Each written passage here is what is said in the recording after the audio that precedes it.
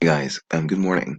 So what we're gonna do is this is chapter 5, um pricing, and I'll build it in two parts. Um, Actually, forgive me, it's not chapter 5, it's chapter 7. It's actually chapter 7, and we're gonna go through this. Okay, great stuff. So let's kick off. So pricing. Well, what we're really doing here is trying to work with price curves, if you like, demand curves, and talk a little bit about the different techniques that are used to, if you like, penetrate markets. So, like I guess, a few marketing strategies, if you like. Um, but pricing is just as essential as costing, and so really this just proves that the realm of performance management, or the realm of management accounting, has moved beyond purely looking at costs. So really, businesses need to, because ultimately, you see, pricing is. I think we talked earlier on about, we've spoken a lot about getting your costs right and then putting a markup. And this is typically if you control the market, or you have quite a bit of power in the market. But typically nowadays, most individuals are price takers. So because there are lots of suppliers out there, the market will come to an accepted price, and you have to kind of work to that price. So, yes, I highlight here that pricing makes a pivotal contribution to profit maximization. That's the overriding aim of most businesses. And businesses make profits by selling goods, of course. Um, so, this is what I was highlighting earlier on, that in a perfectly competitive market, every buyer or seller is a price taker, and nobody quite has the power to influence the price of a product that it buys or sells. Right? So, everybody has access to information. There are a healthy number of suppliers. So perfect information. Products are homogeneous, so people can move around and pick a product they like. People can easily come into the market and leave the market. And our aim is to, if you like, maximize profits. I highlight here that is not about totals, as you can imagine. It's like anything. If you're out on a night out with friends, the maximization of your pleasure is not, typically doesn't happen at the end of the night. Usually it happens somewhere in the middle, three-quarter way. I don't know when your alcohol levels are just right, and anything, once you go past those levels, you start to feel a sense of, um, I don't know, withdrawal, so to speak. Okay, great. So we aren't talking about things like Microsoft, where there is a monopoly and they're quite dominant, or where we're dealing with a few companies that can have the power to set price. No. So we're going to look at a couple of approaches. We're going to look at this demand-based approach, the cost-based approach, which is what I was talking about earlier on, about working from cost. So you get cost and then you put your markup on it. And we'll also look at this sort of marketing-based approach, is what I was saying, this idea of market skimming and market penetration, and to sort of break into markets. Now in economics, there's a general psychological observed argument, um, from which economics draws this argument that there is an inverse relationship between price and quantity. So the argument really is sort of saying that, well, you can sell the first item, for example, for £5, and if you're trying to push to get the second item sold, you probably will have to drop your price. Um, Again, this is just a general argument.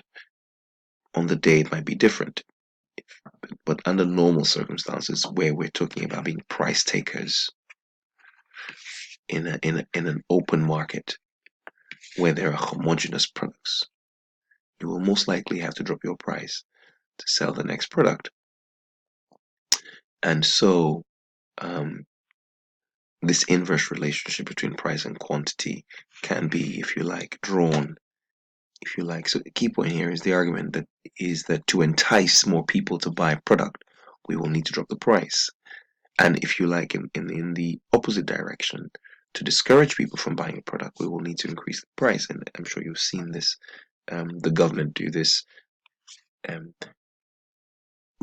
and maybe when they notice that maybe increasing the forcing a tax or implementing a tax on particular products doesn't actually change behavior, they resort to other tactics like advertising. But fundamentally, the first place people go is to attack money. And, and so we end up with this relationship really between price and quantity, where we see that price will fall. Well, with every additional unit you're trying to sell, you will have to reduce your price.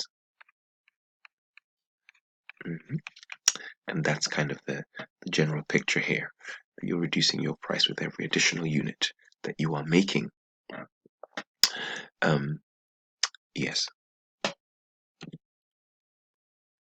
So yes, this model here is your traditional price taker model. Any attempt to sell at a different price to what people will pay means you won't sell. So again, that's why your first unit you can sell for maybe, I don't know, whatever, £15. And if you leave it there, you'll see that you won't have any other takers. But if you're trying to sell the next unit, that's because you've dropped it to 14. If you try and go back to 15, you can see where I'm going. So this is the model. It's more a model.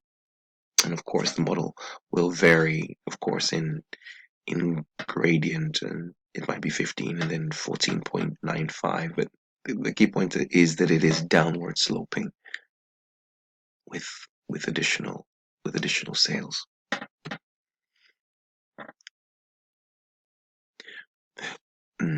So this and that's the first thing. Now the next thing is, because many of you, I imagine, are from the internet age. You've always had the internet, and you've probably never really seen I don't know, you might have seen your classic markets where there are no price tags on products. You walk into the shop and you just see the goods, and then you ask, how much is that? And the person just gives you a price. Now it's up to you to accept it, or to negotiate, or to bargain. So in this regard, you could have different prices for different products. But imagine just before the internet, typically your traditional high street shop, you'd go into the shop and you would notice that the pricing on the products weren't sensitive to the wage packets or to the income packets. So basically, the pricing on the products knew nothing of the people coming in. So a man who could afford to buy 10 of the items, or a man who was willing to pay £100 for a particular product, and a man who was only willing to pay £30 for a product, will come in and see a price of 50 on the thing, and that's what they would pay. So everyone paid exactly the same. You couldn't vary the price. It wasn't a case of, oh, you have more money, you pay it. Well, so in effect, there was a given price for the product, just a kind of a set price. So it was either that if you set the price in the shop at £70, that's what you would set it at, and people would come in, and you would only have one person buy it, for example. Or you could choose to set the prices at £60. So imagine on day one, you put it at 70, and that's all that happens. Only one person buys it. Okay, so the next day you change all your prices up, and for the day, you notice that now that the prices are at 60, two things are bought. So really, and then you scrap that. On the third day, you change your prices, and you notice that on the third day, three things are bought. So the principle is really telling us here that um, when you sell one thing, you get 70. When you sell two things, you get technically, well, 2 times 60, which is 120. And then when you dropped it to 50, you would be able to sell three things, and you'd get 150. So you can see that what we're really building here is really a question of, well, how much am I getting for every additional unit? So when the first unit, you receive 74. And so the next unit, if you like, the second unit, you get, if you like, 50 for it. And really, if you're getting 120 for the first two units and you're getting 150 for the next three, that means the additional unit, you're getting 30. So we could go on. And so what this is really telling us here is that, okay, thank you very much. We can see this relationship over here with the demand curve, but we're also interested in the additional income coming from selling every unit. And so, excuse me. Yeah, sorry, forgive me there. So what we have is this relationship between price and quantity, if you like, our sort of demand curve. But we're also interested in the marginal revenue, the revenue for making an additional unit. So we make our first unit 70, second unit we sell both for 120, which means the next unit is bringing us 50, the next unit is bringing us 30.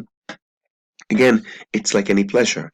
I always try to use alcohol. You're drinking your first pint, you get the full pleasure. The next one, maybe it even goes up. From the third pint onwards, every additional pint brings less pleasure, if you like, for many reasons. So that's what we're trying to identify. What is this marginal revenue here as a result? So I've said here, what I have said though, really, that the truth is that the internet is changing. And you see, because what's really happening here is not that you're selling the first unit for 70 and then you're selling the next unit for 60 and then you're selling the next unit for 50. No, that's what the internet model looks like. Really, we're going back to my high street shop experience, where either you sell all your units for 70, or you sell all your units for 60, or you sell all your units for 50. You decide. And then I'm looking at the relationship of sort of what's happening after that. And so what the argument is, what the general theory argument here is that, well, again, like I said, if you're with every extra unit you're making, you're selling for less, but the costs of making each unit as you make them, yes, will start to fall first due to economies of scale, but as you keep going, will start to increase. So at some point, the cost of making an extra unit it will become greater than the revenue coming from making the extra unit. So the actual cost of making the extra unit will become greater than the revenue of coming in from that extra unit. And economists argue that this is where you should stop. You should stop at the point where marginal revenue is equal to marginal cost. And here I've now plotted that marginal revenue on a sort of, and that's sort of what we were seeing here, 70, 50, 30. And if the cost of making each unit is £30, let's just say it's always been 30, every cost, direct materials, direct labor, it's telling you that when you get to unit 3, stop. Because as soon as you go past unit 3, once you make the fourth unit, you're only going to get £10 extra from selling at this sort of structure, but you're going to have a cost of 30. So don't do it. And that's my curve again. So yeah, so the first part of this, so here we are, marginal cost is the cost for making one unit, and this is referred to as the variable cost. So I think I'll stop there, and then I'll come back and start looking at the equations just to give you a bit of a breather. So what I'm really trying to say is that I need to stop. My optimal point is where my marginal revenue is equal to my marginal cost. And what I need to find out, of course, is what is this marginal revenue, especially if I don't have a table. I usually will be given marginal cost. It is the variable cost of making a product. Okay, great stuff. See you in the next video.